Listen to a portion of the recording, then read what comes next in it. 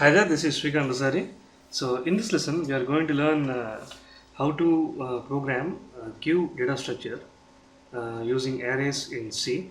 So first, let me launch the IDE.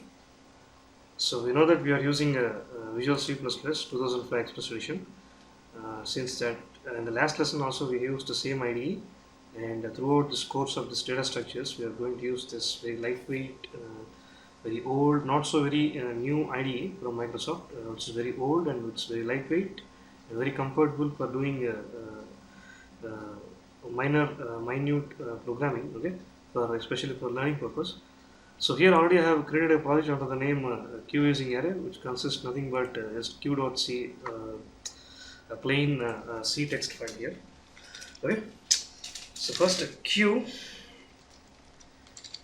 queue is a linear data structure, also be known as it's also known as a linear data structure.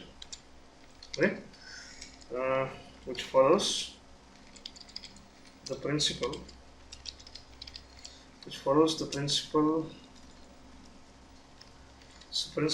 of FIFO.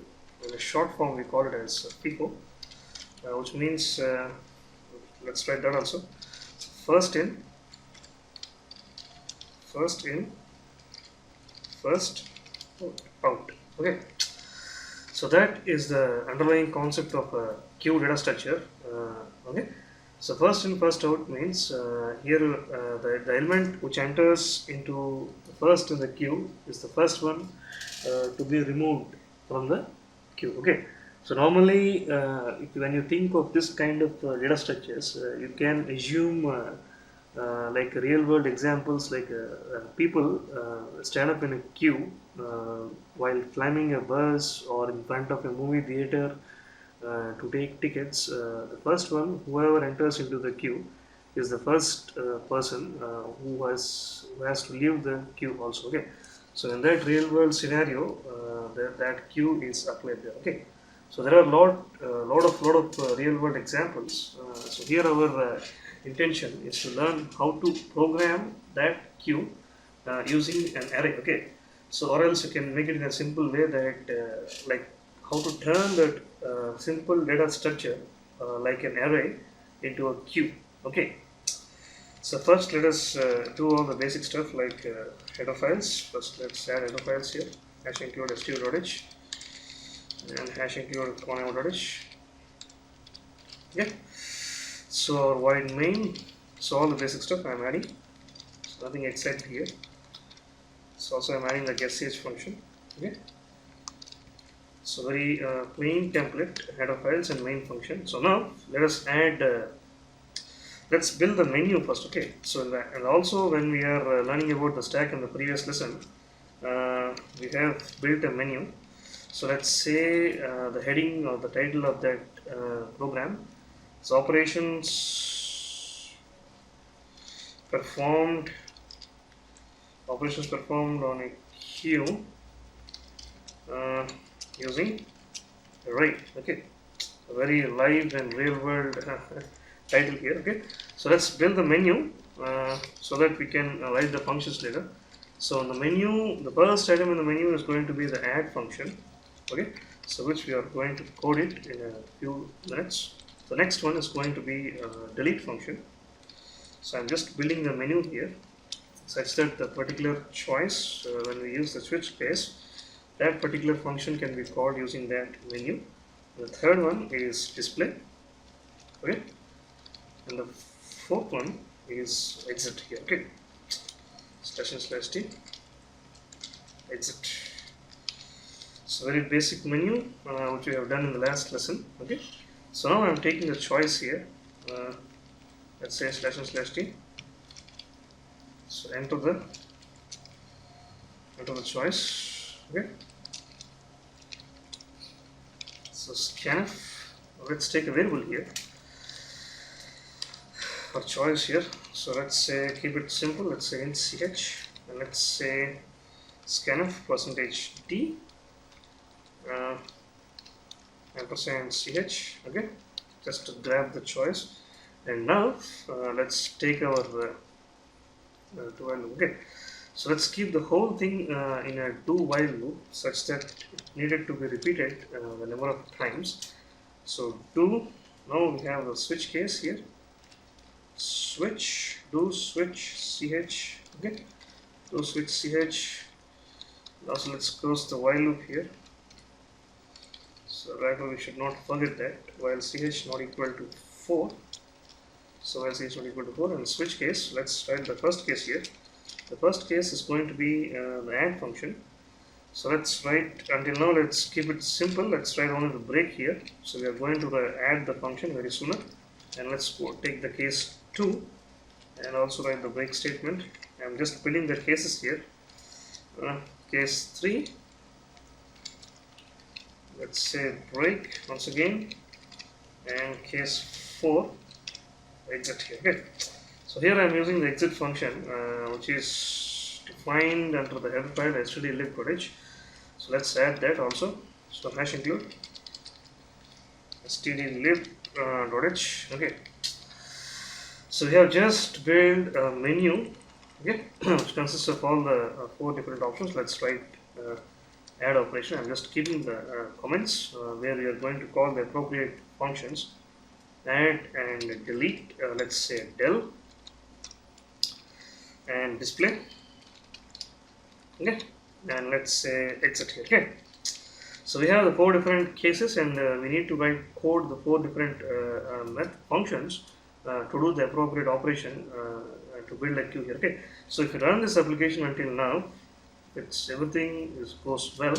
So you get just a menu displayed. I'm just changing the colors. It's not mandatory to just to keep it more viewable. I'm just changing the colors, and I'm also increasing the font a little bit. Okay, and also increasing the font a little bit. Okay, then let's move the layout. Okay, so this is the way we have changed our output here.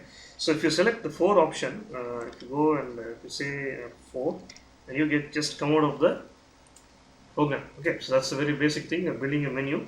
So here our intention, if you select the add option, okay, if you select the, once again, let's adjust our settings once again here, tools and options. It's not just this, we have a problem with our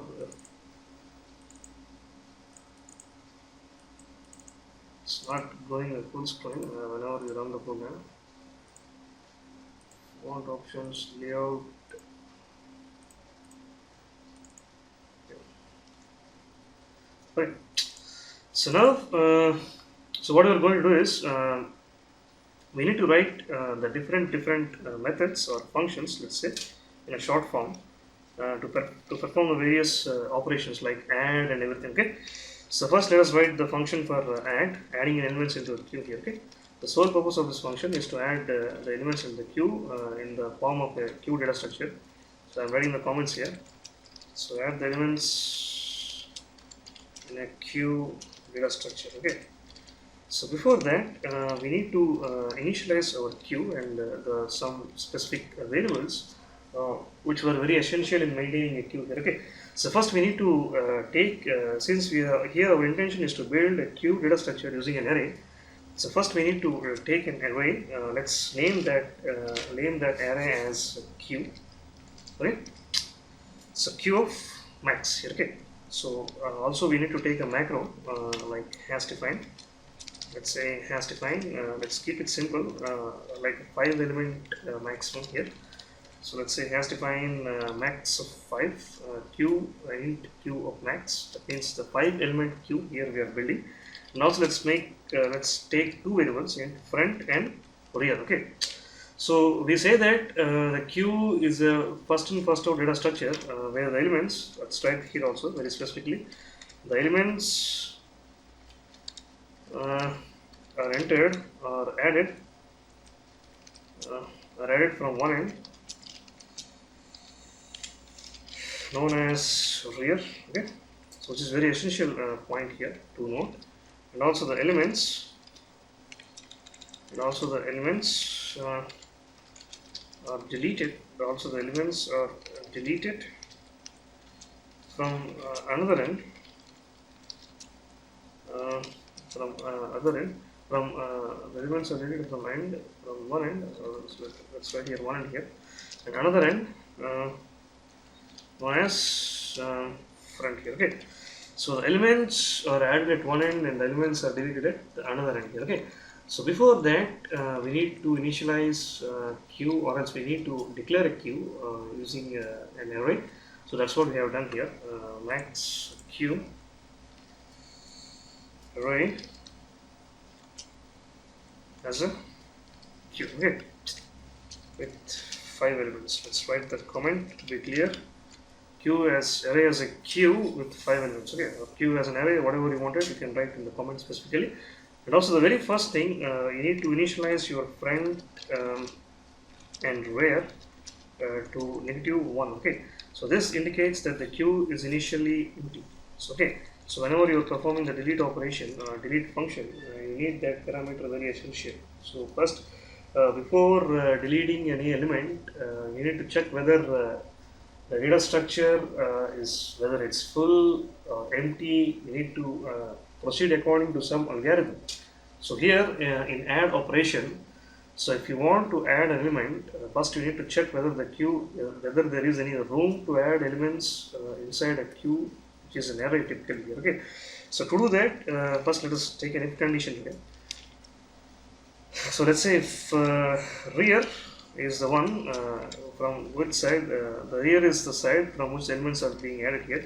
If rear is equal to max minus 1, okay, so if you have this encounter this condition, you need to say that, let's write a message here, printf /n/t, let's say the queue is full. Okay, so this is the message it should be get displayed here. Okay, it's also known as queue overflow condition. So if that is not the case, then you can proceed by taking and grabbing an element as an input here. So let's say enter the element to be inserted in the queue. Okay, so you need to grab the input from the user such that let's say scanf %t ampersand. So we haven't declared any variable. Let's take a variable here such that we can scan some value, store some value, and put that value into our queue. Let's say int ampersand item. Okay, so we have just scanned an element and stored the value in that element here, in that item variable. And now what we have to do is we need to increment our rear. Okay, so increment our rear, and then we have to place the element in the rear function. Okay, the rear value. Okay, so rear plus plus, and now we have to say that queue, which is the name of our array, so queue of rear is equal to item. So that item gets placed in our rearest part here. Okay, so when single item is added into your queue, so the friend no more the friend should be -1. Okay, so if still the friend is -1, then you need to make it as 0. Okay, so this is the most important condition you need to keep in mind when you are coding a function to insert an element into a queue. Okay, so first let us call this function, the add function, which we need to call in our case 1 here. Okay, since we have taken 1 as the one in the menu is to add some elements into the queue. So first let me run this program. Hope we have done some mistakes here. It says that we haven't declared the C style. We need to declare it in the very beginning. Let's say it's ch. That's what the error.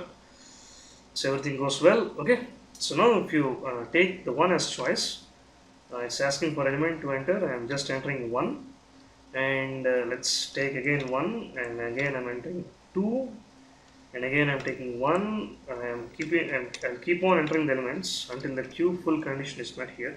Again I have taken 1, now 5. Now we have 5 elements in our queue. If I say again 1, then immediately it should say that queue is full. Okay. So the output is a little bit messy here. Let's clean our output a little bit by adding the system CLS function. So don't get scared about this function. This might not work in your Turbo C or Borland C++. This is a function which is very specific to VC++ environment, which is used to clear the screen. So I'm just writing a comment here. Clear the screen, which is equivalent to, or else equivalent to CLR SCR. Okay, so equal to CLR SCR. Okay. So now if you run this function, I have a small error here. It says something is missing. Okay, some stupid semicolon is missing somewhere. Let's grab it out and keep it in the very beginning here. Okay. So now, see, now it's clean. Okay, so the system, the clear screen gets activated, and whenever you select the first operation, so nothing else gets displayed, annoying to you. Again, if you take 1 3, again 1 4, again 1 5. So now I have entered 5 elements in the queue. So now if I try to add one more element, it should say queue is full. Okay. So to be more meaningful, you can change your messages, something like that. Sorry. No room, somewhat no room for new elements,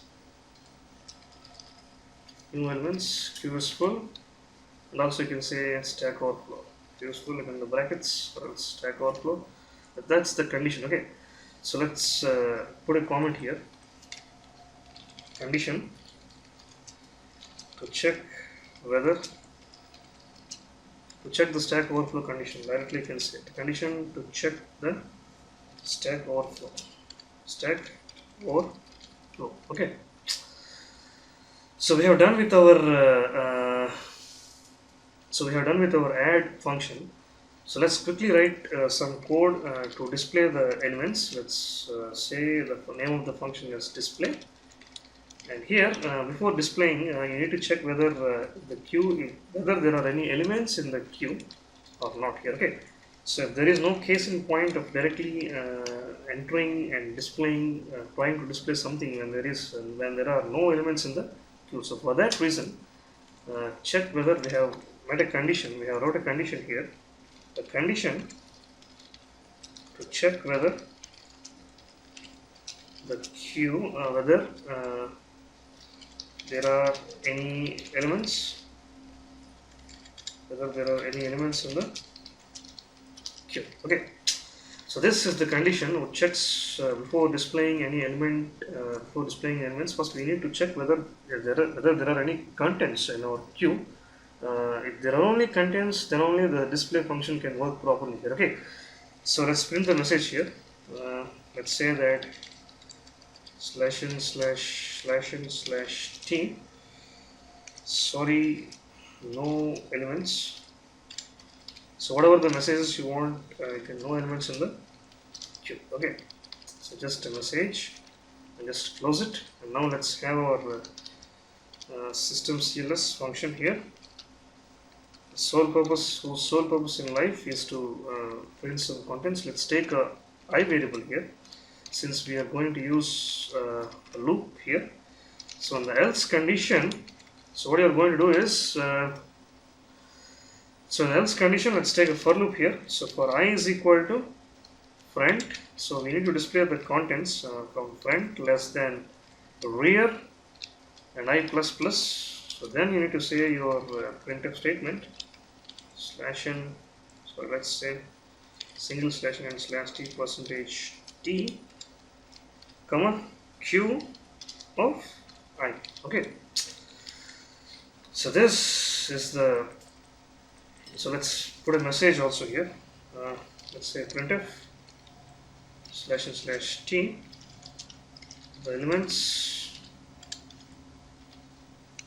the elements in the queue are okay. So now let's run this program. Let's also call the display function in the appropriate section, section 3, since we have decided that to be the place where display the contents here. Okay, so if you select the option 3, and then you get directly jumped into this case and you get displayed the contents of the queue. Okay, so something went wrong as usual. Say the declaration illegal use of without matching. Okay, so something we have done some silly mistake here. Let's take out this singular statement. Also, is there any problem with our scanf %t ampersand item? There's nothing wrong with that. Okay, so let's run our program. See the declaration scanf warning.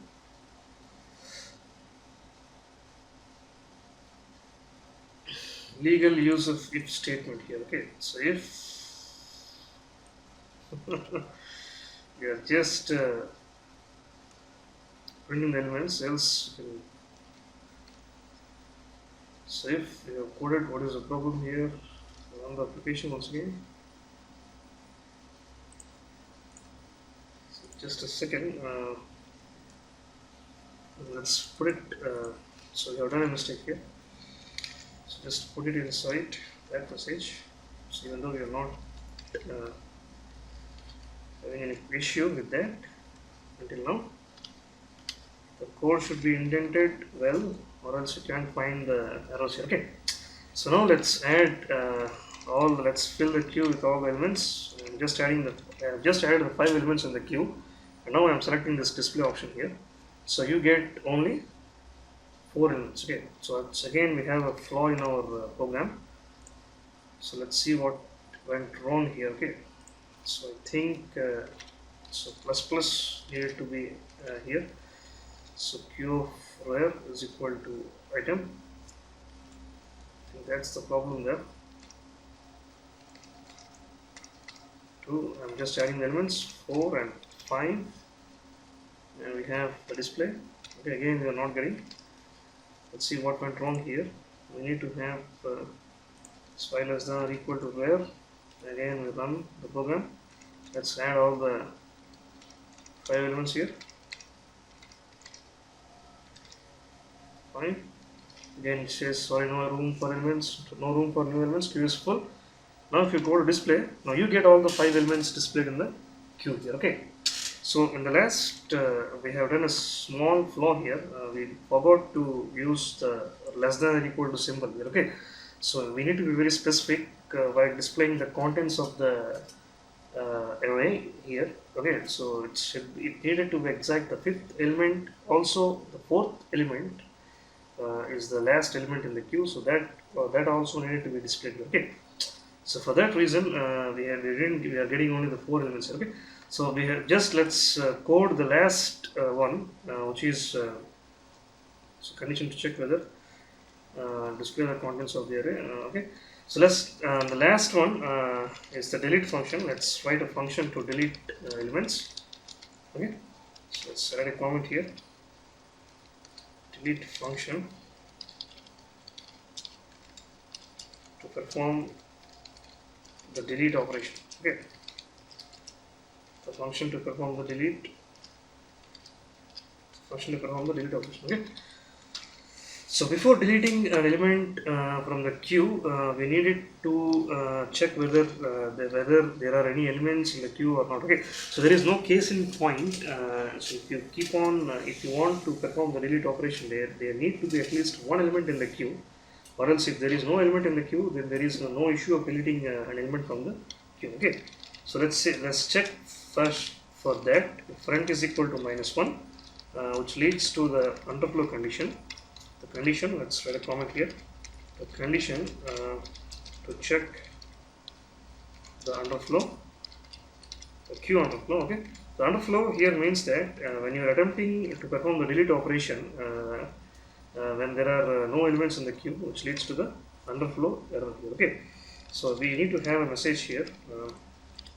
Let's say sorry, no elements to delete. Okay, so whatever the message you wanted, you can keep here. Okay, so and also So now let's in the else condition. So what you're going to do is so in the else condition, what you need to do is so let's system is getting slow a bit here. Let me close all the remaining applications here. So I have Borland installed here. Okay, so let's print is equal to print. So in the else part, what we need to do is first let us let's take an variable here. Let's say it as item. Okay, so let's say it as item, a global local variable here. Let's say the item is equal to ARR. Sorry. So here the name of our queue is name of the array as a queue is queue. So queue of front. I'm just taking the front element in the queue and putting it in the variable called item. So then what I'm going to do is I'm just incrementing the front position here. Okay. So which is very essential, and then you can say that you can have a message here printf /n/t the deleted item. You say the deleted item is equal to %t item.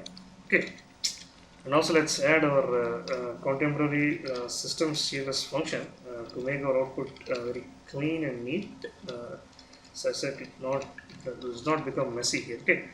So here, let me go to full screen. I have just taken the frontmost element, grabbing the front element.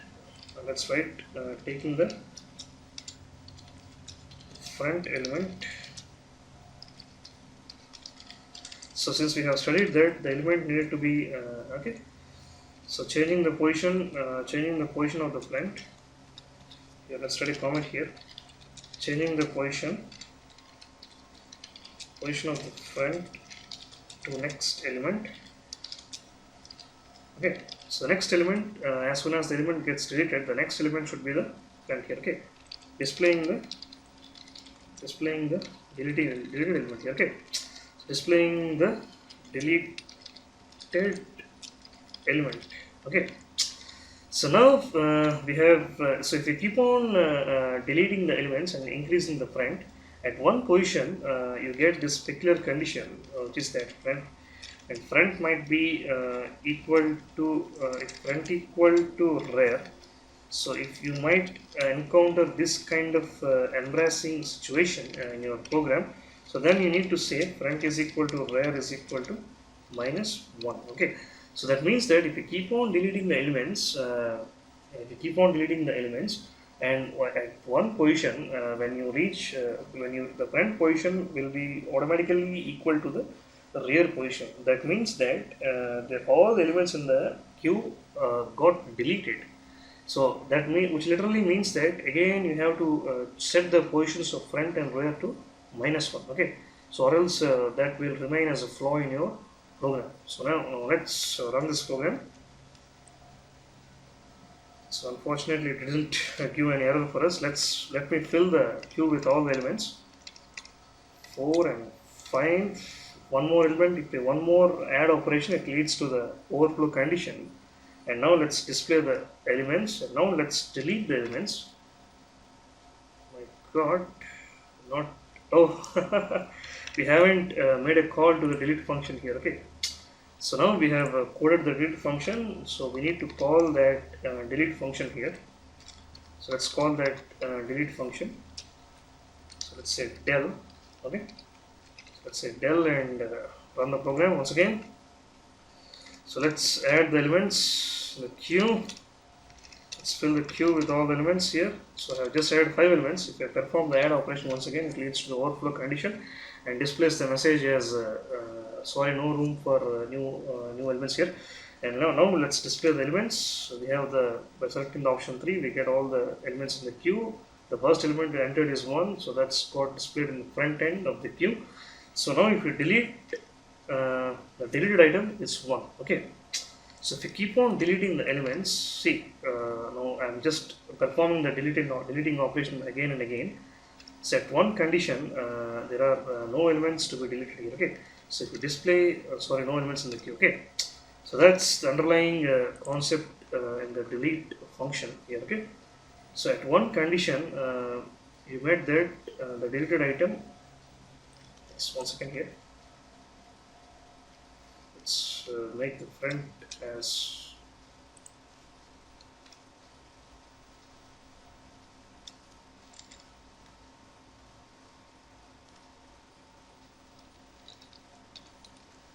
I'm making a small change here.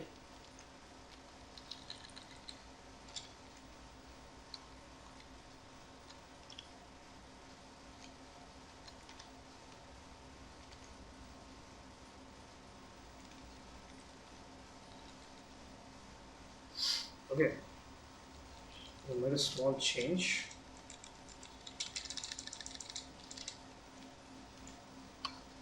Second, let me add all the elements here,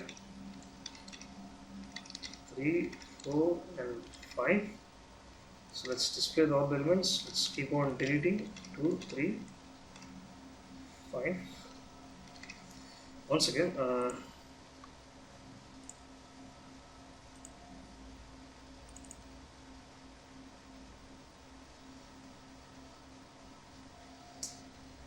so what? So there is a small flaw here. If you observe, but not a big flaw. So what you've done is this needed to be not here. This position of this increment should not be here exactly. Okay. So the problem is as soon as you delete and increment the thing. So what happens here is so this should be in the else condition here. Okay. So if you put that in the else condition, so that would be safer for you. Okay. So here the problem is you're not getting the fifth element to be displayed. So first let me fill all the elements in the queue, and let's say display, and let's now delete the elements. Okay, so here if you observe the fifth element in the previous in the previous way, if you write the code like that, it does not get the fifth element gets displayed. Okay, so this is the delete function which works to delete all the elements from the queue in first in first out fashion. The first element which is entered in the queue is the one to be deleted first. Okay, to summarize once again everything, so queue is a linear data structure in which the elements gets added from the rear end and gets deleted from the front end. So here we need two important variables to track the positions of the queue, front and rear. And also we have coded three functions. One is to add an element, one is to display the contents of the queue, and the most important one is the delete operation. So before deleting an element, or else first let's come from the beginning. So before before adding an element, first you need to check whether there is a room. The condition to check whether the stack is overflow or not, whether the stack is full or not. If the stack is full, so you need not, there is no room to enter or add an element into the queue. Sorry, I'm saying stack here. Extremely sorry. So queue. Okay. So in the same way, if that's not the case, you can happily perform the insertion operation in the queue, such that you can scan element and you can increment the rear and put the element in the rear position in that queue array. So once the very first element entered into the queue, then there is no case in point of keeping the front position to -1. So for that reason, we have changed it to front is equal to 0. So that if there is a one element in the queue, the front should not show as -1, which ultimately says that the queue is empty. Okay. So display function is very straightforward. You take the position. So before displaying, first you need to check whether there are any elements in the queue. If the queue is empty, there is no case in point of displaying the contents. You cannot display the empty queue. Okay. So for that purpose, we have checking whether the condition to check whether the queue is, whether there are any elements in the queue or not. That comment should be here for this here. Okay. And next we have taken the for loop, and starting from the front position to the rear position, we have displayed the elements in the queue. Okay, using that array.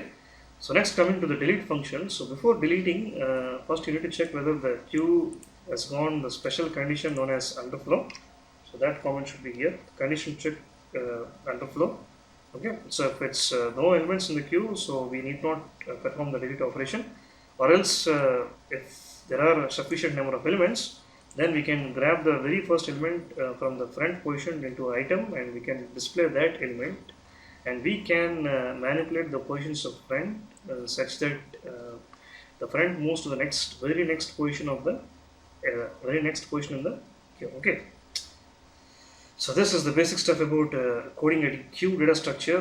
Feel free to comment if you have any doubts in the YouTube comment section. So see you in the next lesson. Goodbye.